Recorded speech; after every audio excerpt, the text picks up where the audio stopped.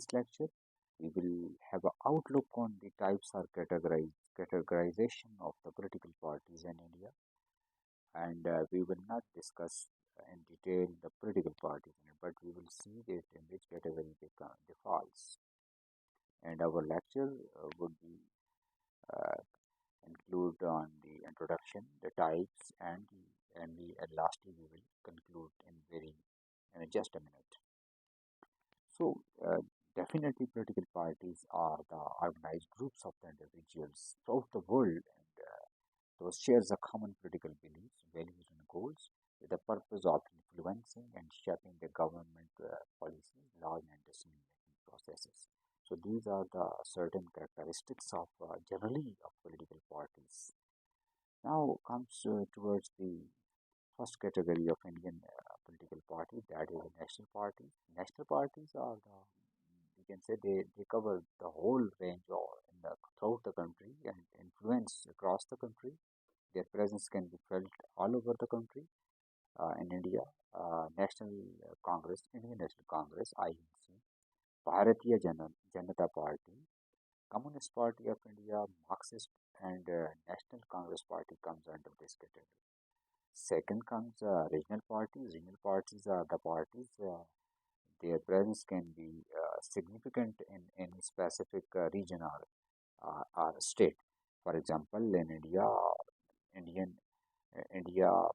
Anna Devita Monitra Kagsam are the it works in Tamil Nadu, and Samaj Wadi Party works in its presence can be felt in Uttar Pradesh strongly, and Trinamool Congress in West Bengal. These are the regional parties in India. Uh, Next, the leftist parties. As we know that the leftist parties are the parties uh, who uh, have a slogan of socialist or communist are based on these ideologies. In India, these are the Communist Party of India, Marxist, and the Communist Party of India, CPI, and Revolutionary Socialist parties comes under this category. Next comes the rightist parties. Rightist parties are those parties who advocate the conservative and nationalist ideologies, and they even want to preserve the status quo current in the state. For example, Bharatiya Janata Party and Shiv Sena comes under this category.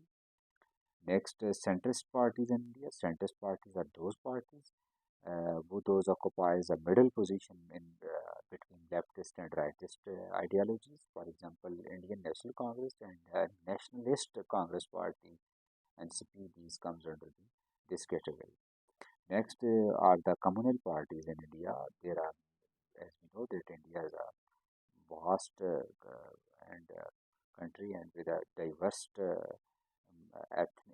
ethnic groups and multi ethnic society. So there are certain communal parties who they have their interest and specific religious or communal groups like All India Muslim League and Akali Dal. Next comes caste-based parties. Caste-based parties are those parties whose interest are specific, who they work for the interest of their caste or specific groups. For example, Bhujan Samaj Party and Rashtriya Janata Dal comes under this category. Single issue parties. Single issue parties are those parties who work for a specific issue or a cause. For example, environmental protection or women rights or farmer rights. Aam Aadmi Party and All India Trinamool Congress comes under this category. So all these are the different kinds of political parties who comes under the categorization of this perspective. And lastly, we can say that Indian political parties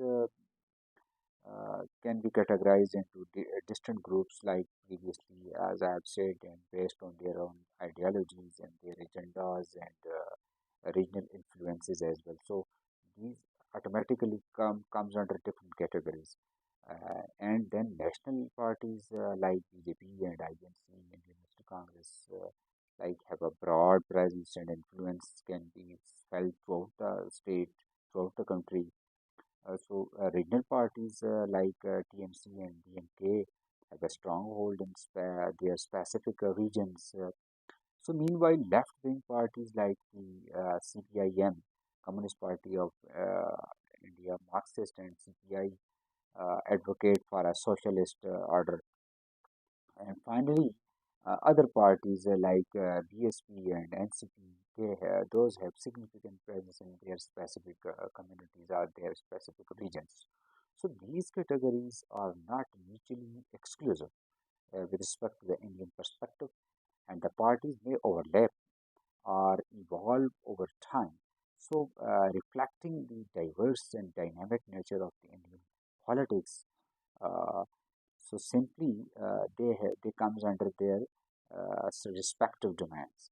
Hope students you understand this very simple cursory outlook on the categorization of the Indian political parties. Thank you very much.